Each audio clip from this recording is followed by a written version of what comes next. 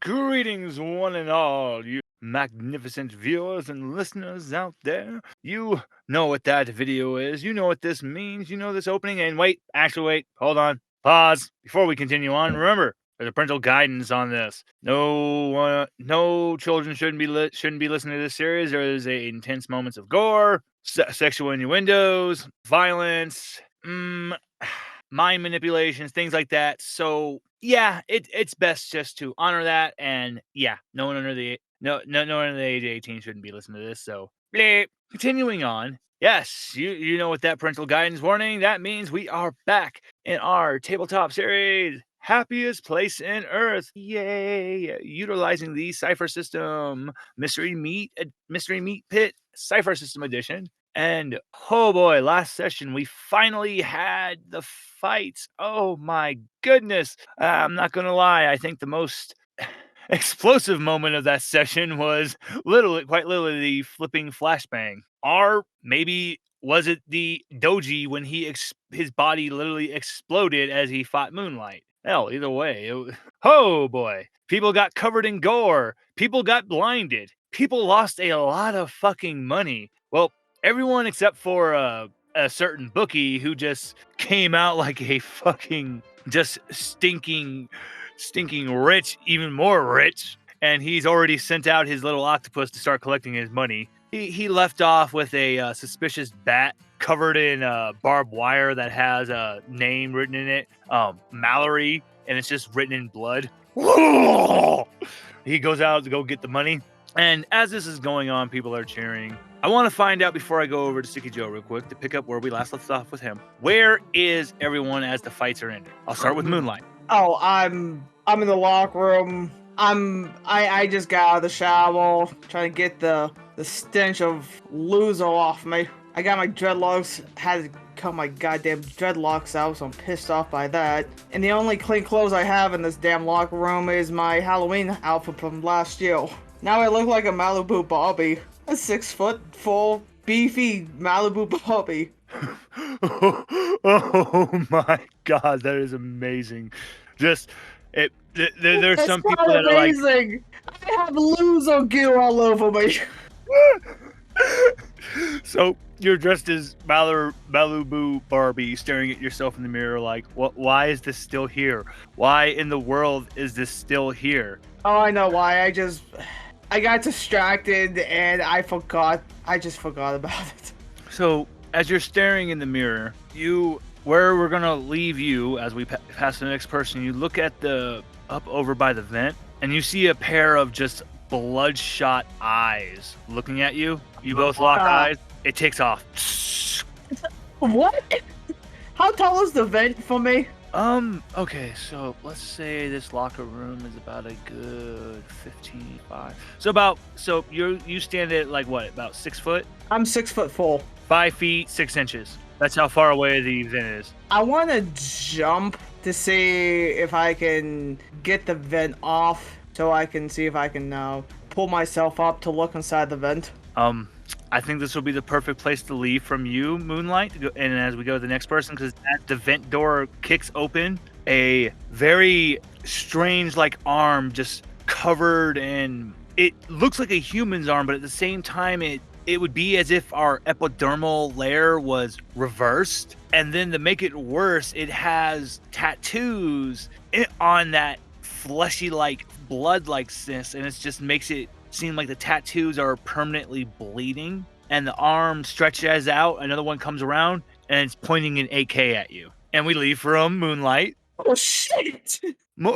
And Maury is just sitting there, and you're looking at your cameras, and you see on one of the feeds that is outside of the neighborhood, you see large crowds just running around, and some that look like they're climbing poles to where, oh god, hey, that's your fucking camera, and it smashes your camera. All your cameras go out all over the park. Each one's just getting destroyed. Vroop, zoop, doop, doop, down, down, down, down, down, down, down. One of the last cameras that is from the outside, the person that climbed up it looks up into the camera, looks at it, smiles. His teeth are all, so when he opens his mouth and just slightly opens it from his smile, you can see that this human. It looks like a human, but as I said, the skin looks like it's been reversed for the final epidermal layer. He has a mohawk, but the way the hair, it's still just very wrong. And when he opens his mouth, he actually has 3 layers of those sharp teeth. They're like pointed like a shark's. So each layered, when they're layered back, each one goes in a different spot to fill it. So it looks like that. Like literally a mouth fucking chainsaw. And it flips off the camera and he destroys it with his mouth. Yeah, this isn't gonna go well. And Maury, because this is you, I will let you have a difficulty 3. So you only need to beat a 9. So you have to roll a d20, try to beat a 9, to see if you possibly know what these people were that were running around on the camera. And this is because it's your time in the pit. 15. So this is all dependent on you, Maury, but you know these are the pit marauders. These people have lived in the pit since before actually even before the prospector that first found this place. Apparently they've been since before then. These are very, very primitive old humans that originally, when the ice bridge was across from America into the Mongolia and Russian region, it was a tribe of Mongolians that passed that ice bridge, and when they discovered the flesh pit, their whole tribe were like, "Rah!" and went down into the pit. And they fucking thrive. So, but their bodies have all adapted, mutated, and changed over the generations. And in your meetings and the meeting files that you've been given from Anodyne, because they don't force you to go, because look, they know you. And in your files, it's just, this is literally, when it comes to danger levels, this is one of the few things that actually has a danger level black. This is one of the top level dangers. You have the ability, you can trigger a alarm to let everyone know, but it's up to you, Maury. I'll let you choose. I want you to sit on that for me. Just sit on that and wait, because I will ask you at the time when we come back from Silas if you want to do that. So go ahead and just sit and wait. You don't have to decide yet, because we're going to go to Bethany and Essen. Bethany and Yuretsi. Bethany and Yuretsi. Yuretsi, your fucking ankle hurts like a motherfucker. And it's a little weird because the medical team hasn't come to run out yet. They just told you to sit on the side of the ring. Now, everyone else isn't going to notice this because they're not looking into the back area of this makeshift arena. But you are seeing people are panicking. You see one person, their suit's covered in blood, and that's not from, like... Bruno still with me? Yeah, of course. Bruno... Okay, what's the best way to say this? Okay, you know how when an animal senses like a volcano or other natural disaster and they go start wigging their shit? Bruno starts doing that, and everyone starts worrying like, oh god, he's gonna start rampaging, and he just leaps and catches onto the roof rafters and breaks himself out. Yuretsi, you hear gunshots. Please, let me out of here. You hear Bruno screaming and roaring, and you hear other screams. The arena immediately, everyone's like, wait, what? Bethany, you're finally, some people dressed as medics start to come, and they're putting you up on the gurney. Bethany's, of course, fighting this. Here's my thing. I'm gonna need you to give me a difficulty 4, so this is 12. You gotta beat a 12. Intelligence, because here's the thing, like, you're feeling really, really woozy. 15. Oh, Bethany, these people's skin doesn't look right. Is it like... So Bethany would narrow her eyes and look at their skin a little more, because, you know, being who she is, she's kind of going to make a comment about it. Like, why do you look like that dude in Men in Black after the, like, roach possessed his body? Bethany, you notice there was black straps underneath the underneath like the medic jacket, and folds back. You see a AK on one underneath the shirt, underneath the jacket, and the other one you feel a cold steel pressed against your temple. Now you be quiet. Now you'll be one of the ones to survive, because the war chief's harem needs to expand. So we always be looking for more women's. Bethany's eyes grow wide. And the last thing he says is, don't be worrying now. Any prize that belongs to the war chief won't be touched. Guess he's gonna try something here because Mhm. she's gonna point behind him like, so you're grabbing that woman too?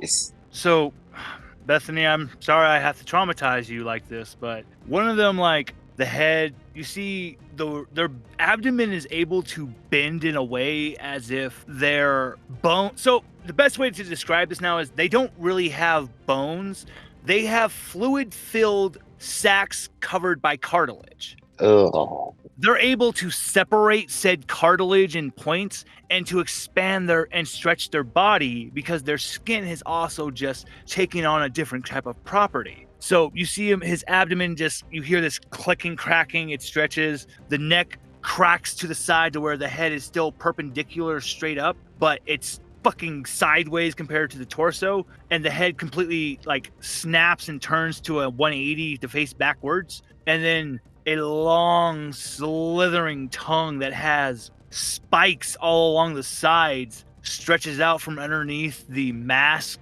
that they're wearing, and the tip of the tongue stretches open, and from the inside of this mouth from it says, "She doesn't have the right smell, you do." Bethany faints. Just And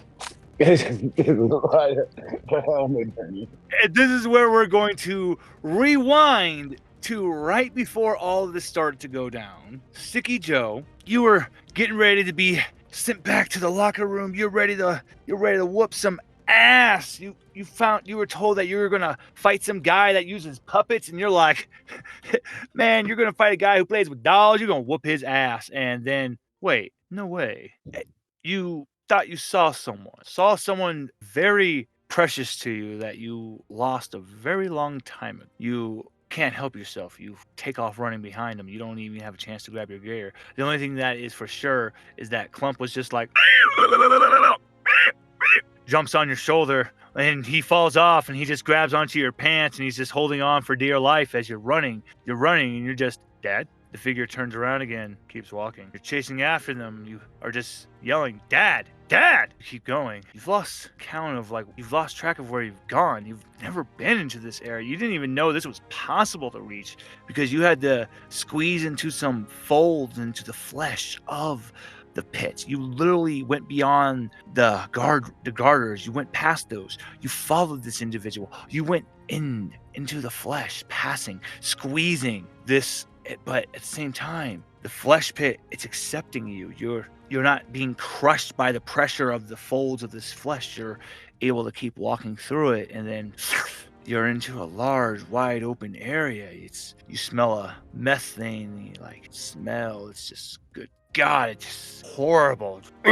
And you go to pull a lighter out of your pocket, and before you can snap the thing, just a hand comes and smacks your hand. A very wet and moist finger goes to your lips.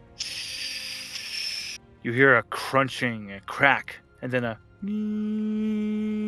you see this glowing, resinous, like gem, and now the figure in front of you, it's, good God, the flesh is wrong, but yeah, this is your dad, Joe. And he hands you the gem, and he just does a head motion. You follow behind him, and this is when you go through another fleshy fold. You are traveling through what feels like a set intravenous through a vein passage, and you come to another open area.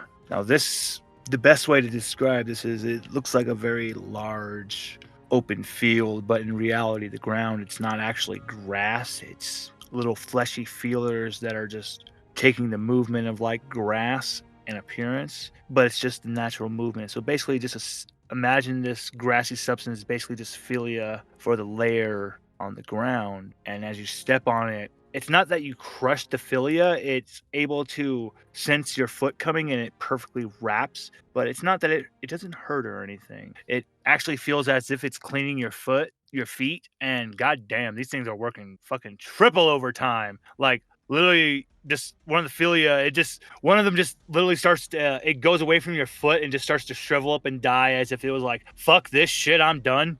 This man is just too damn gross. And Clump is shaking in fear, terrified, and you're going and you see in this vast Philia field, you see these vast tents that are made of just the flesh of the walls that have been stretched out to make these very large open tents based on the Mongolian nomad tribes. So just imagine flesh that's been stretched to emulate that over like what would appear to, what you would think would be wood structures to make for the internal chambers, but in actuality they've taken bone and other cartilage from the PBSO to create the beams that they need. And this is a gargantuan society. Like, I can't tell you a set number. That's like, here's the thing, I'm just going to tell you right now, they outnumber you. They outnumber the fucking park. That's the best way to say it. So, and as you're going, you see so many of these teepees and tents, and then you see what is set up as a stage, and hundreds of thousands of these, I hesitate to call them people, so we'll just say humanoids, are gathered screaming and cheering. And the thing is because there is no sunlight in the PBSO, you're inside of a body, for crying out loud. They have hundreds of thousands of those gyms that have been draped along. So this area still would basically just be perpetually draped in night. And they have a massive pit in the middle, and it's filled with fire billowing and hanging on this strange chain-like substance that is, once again, still just, this chain isn't made of metal, it's made of the materials of the PBSO. And hanging from there is motherfucking Ranger Ted. Sticky Joe, you still haven't gotten into the crowds or anything. You're with your father. He still just has a cloak over him now, and he gave you a cloak to drape over yourself. Did you take it?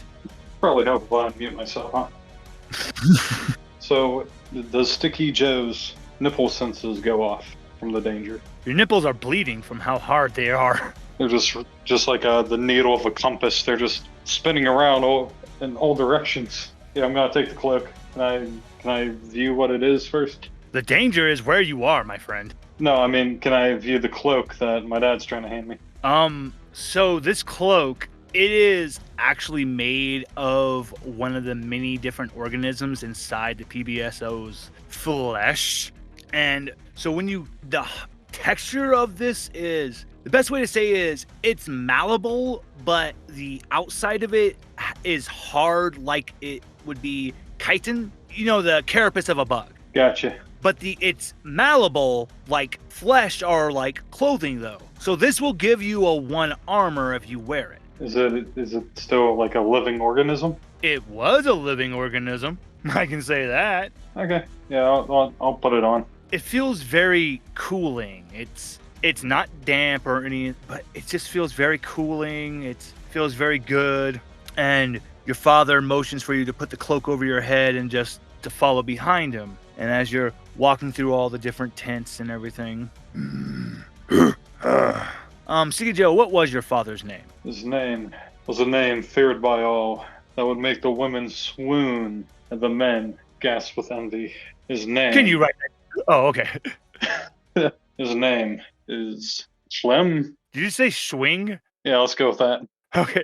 So this large humanoid entity walks out from one of the tents. He stands at about a good 8'5". The average male that you've been walking by, they average at about a good, the shortest is maybe 6'5". The tallest is 9 feet. Each one weighs an average. The smallest weight maybe is 350 pounds. These are big, beefy boys, and the females are actually bigger. The smallest female stands at about 7 feet. The largest female stands at about 11 feet. And the one that came from out of the tent, he has more of that chitin material that your cloak is made of, but his also ends with horns on the sides for his shoulder pauldrons. His chest plate has multiple different eyes on it that are not for decoration, they're actually looking around. And his pants,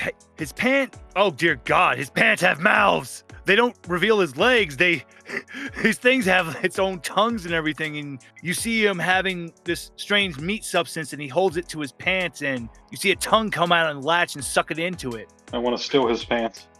Joe, are you sure about this? Okay. Joe? I've never been so sure in my fucking life. Joe, I'm gonna need you to roll me. This is a difficulty 5. You have to beat a 15. So go ahead and roll your d20. Okay. Dice gods, please. I mean, you've constantly let me down and abandoned me. Please let me get this. Can I do anything to lower the difficulty? Okay. So do you have any? So here's the thing. Would you like to use an effort, and it'll cost 3 points from your speed pool, and you can lower it down to a 12? Yes. Okay. So it is now difficulty 4, 12. Okay. Fucking 13. Woo. You are so fast with ripping these pants off of him and replacing his pants with yours, and his legs are such big meaty tree trunks that the plants split at the sides. My fucking goodness. And when he looks down at these new pants that he's wearing, he's just, I like these, and he's okay with it. And the big pants that you got when you put them on, they immediately start to shrink to match your size, and it even makes a nice little cod pocket area for your crotch area. Like, it feels nice and secure. You know those balls ain't going anywhere. You don't gotta worry about no kind of floppage. You feel protected. And so, but now your legs feel hungry. So now the big guys just swing. Today, you know, it's a very big day. We found one of those park people. And War Chief, tell us, big message. Apparently, it is time to go to Wah. Your dad's head frantically spins over at you, and he turns over at the big one. He who split. Swing, your father's just, he who splits ground. Is this true? It's the great burninating? Yes, War Chief says we must burninate, and then we will feed. Much flesh, much organs, deliciousness, and then we can take what we wish. He promised us each, at least, many bodies and many women's. Oh, man. We will meet you at meeting ground. I must speak to he who sticks to floor. Yeah, he's talking about the lump. No, he's talking about you. And he leans over to you. He sniffs and he goes, oh, God damn, take a fucking bath. And he goes and just walks away in anger. Right now, I'm still so red in the face. I cannot believe I fucking pulled that off. I was like, man, do I gotta make a new character? Oh my goodness. Okay. All right, I'm back in the game now. Your dad grabs you and runs behind one of the other tents, and he's just, son. And he smacks you upside your head, Joe. Hard. That's Sticky Joe don't like child abuse. New dad never hits me or visits me, spends time with me, but he don't hit me. Your father just looks at you and goes, my God, I have failed you, boy. No, Joe, son. He grabs your face and he's like, calm down now. I need to smack you so you can understand the seriousness of this. I can't be having you trying to steal more of these items while we're here. I brought you here, son, because you need to know what's coming your way. Alright, Joe's gonna focus in now, and he needed that slap. I mean, his dad's hand still stuck to his cheek, but Joe's focused now. Joe, I never meant to leave you and your mom and your sister behind. Unfortunately, when I went out for that trip, I fell into a hole, and when I awoke, I was surrounded by these people, and they gave me a choice: join the war band or join the food line. I chose to join the war band, and thankfully that let me keep them from ever going into areas where you and your mother and them were, because I could not live with them knowing if they ever went out to hunt anywhere where you three would be. Joe, these things are very dangerous. I can't call them people or humans because they've gone beyond that. No, Sticky Joe starts sniffling. I miss Sticky Dad. Gives him a big hug. This is when you're feeling your dad, and you really now notice your dad is actually grown very large. Your dad is now about 7'5". Damn. Your dad pats you on the head, and Clump is still just shaking. I have no idea how you tamed a gas owl. I am pretty impressed. That's my son for you. Now, Joe. Not a gas owl. Little velociraptor pet. Sticky Joe refuses to acknowledge that it's a gas bell. Your dad rolls his 4 eyes. So then your dad just looks at you and goes, Joe, how are you on espionage mission? Spider-Man mean anything to you? You mean the guy that came from the Amazing Fantasy? Huh? Yeah. I always loved him. But you know, your dad's about to just go off into a long tangent. And oh, wait. Now is not the time for comic book talk. Yes. So okay? Oh, all right, son. I think I'm laying down what you're saying. Now, I want you to. Hopefully, you'll learn some good information from what this information is going down, and you can go and tell. Hopefully, are able to warn everyone. God damn it, Morty. So, Sticky Joe got an idea. All right, Sticky Joe, what is your idea? I must acclimate to these things, and I must breed with them and take over the army. Your dad blinks once and then twice, and he's just, son, the only way you would take over this army is if you challenge the leader in one-on-one combat. And my dear boy, he is the largest male specimen because the way this tribe works is each one of the males, for every conquest and every kill they've made, they receive a very large hoop pierced through their chest. The current war chief, his body looks like he's wearing chainmail because that's how many hoops he has pierced through his flesh, my son. His weapon of choice is not a blade, it's not a gun. It's the best way to say it is it's a very large staff with a boulder attached to the end of it. I would not like to watch my son get smashed to smithereens, personally. Can you give me another idea? I block off the cape with all the duct tape, and then Glum will set off the explosives from the inside. We'll take dynamite to the ceilings, destroy the foundation, crushing all these disgusting more people. You know what, son? That is an idea. That is a good idea. We would have to procure. You know what? We're gonna keep that one on the think tank. No idea is a bad idea. Your dad just turns away and goes, "Dear God." Turns back to you and goes, "You know what, son? We'll play this by ear. We'll see how this goes. Here, let's go to their meeting. Just follow behind." And I'm gonna hand him a picture that I drew in crayon of us holding hands, wearing capes, and defeating the mole people. That's what I'm gonna call them now. That is very true. So, sorry, I was responding to what Maury had written into our chat, dear listeners. So, Sticky Joe, your dad happily takes this picture. So, and he just starts to tear up, and he hides it in the cloak. So, you're following behind him, and you're heading toward the massive gathering, people chanting and screaming. Your dad is telling you to be extremely cautious, and you see Ranger Ted hanging from the chains, and you hear him screaming, going, "No, please! No, my only crime was I was horny! How was I supposed to know that she was one of yours? No!" He's hanging above the fire as if he's a piece of delicious meat hanging above a spit. And you see from the crowd, the very individual your father described, he comes out. And as I said, the largest male stands at about 10 feet tall, 9 feet tall. And his chest is just covered, and it looks like he's wearing chainmail, but in reality,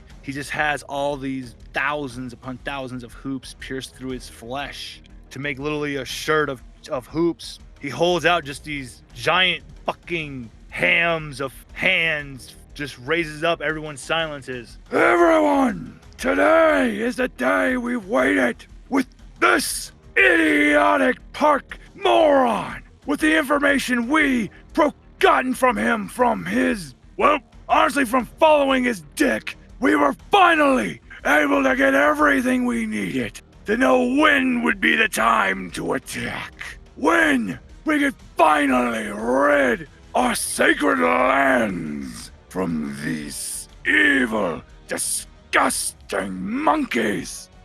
Am I allowed to say? And he looks about everyone. He holds his hand to the chain, motions for them to start slowing, lower it, and Ted's just, no, no! And Tonight, while they amuse themselves with our little games of combat, we're gonna go in and we're gonna kill them. Everyone screams. And then we're gonna grill them. Ranger Ted is finally over the flame, and he just starts screaming as his body, his skin and his flesh bubbles, his clothes burning. Yeah! As he burns more. And then we're gonna eat them. Medium fucking rare. And then the chain slowly moves from the flames, and the chief jumps from the stage, reaches over to Ted's head, well, not his head, to his ass, rips a cheek off, and just bites into it, and everyone starts running, ripping pieces from Ted. Silas, how are you reacting to that? Okay, so one, is he still alive? Oh, dear God, no. Well, I think I'm gonna snatch a calf muscle for myself. Yeah, I'm a growing man. I gotta eat. And then the other bit.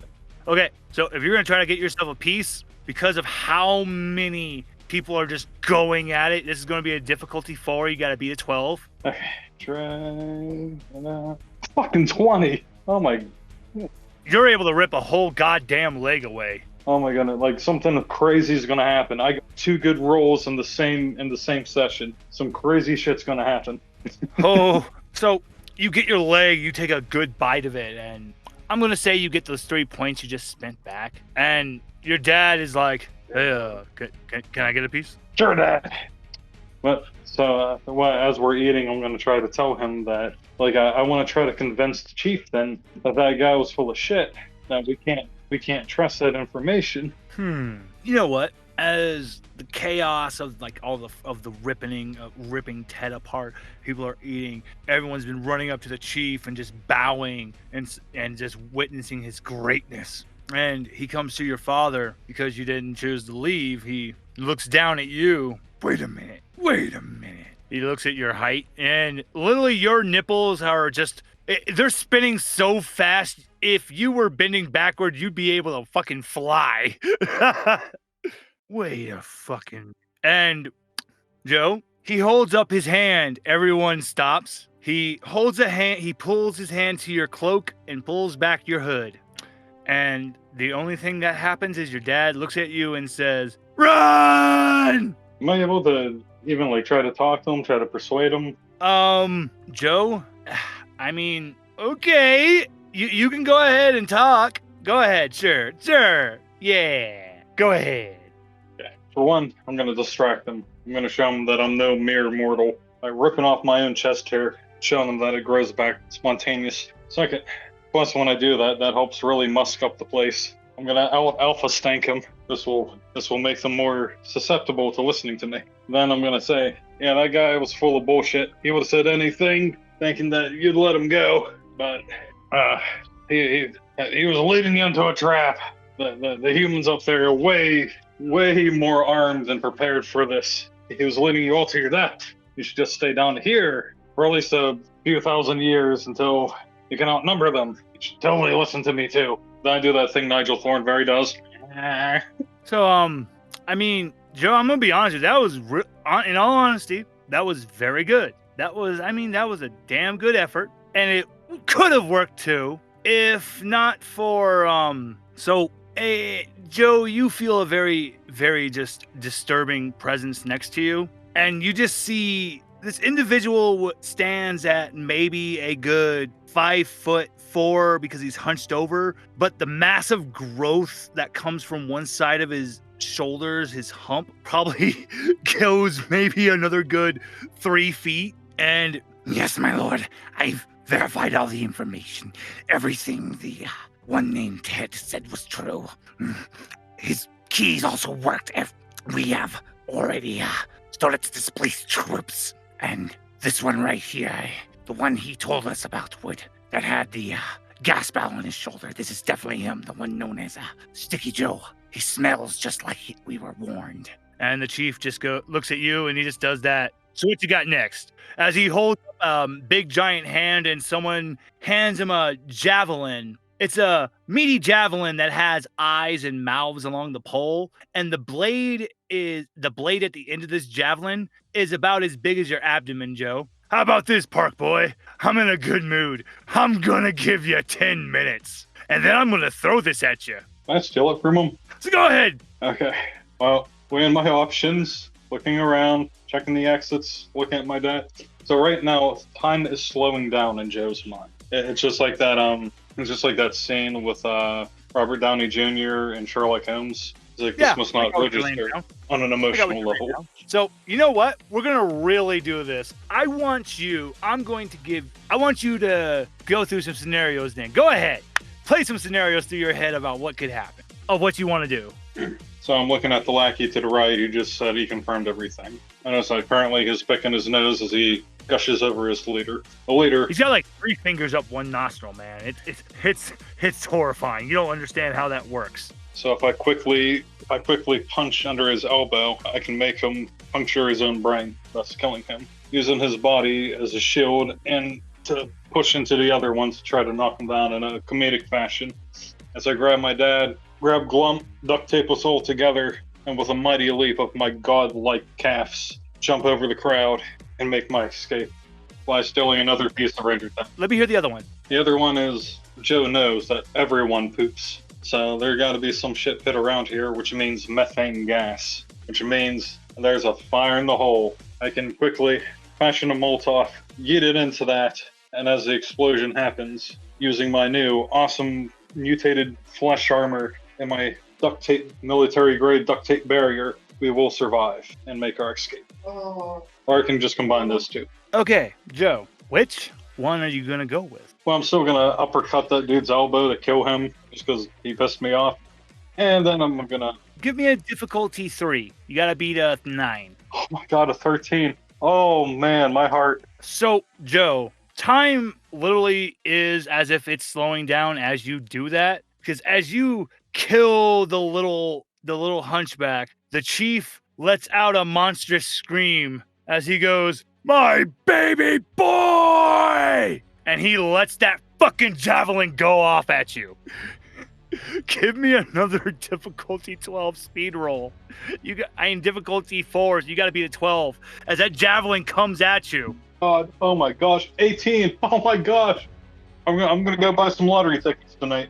So what do you do? What does this look like as this massive javelin is coming at you? Giggity. I'm gonna catch that shit.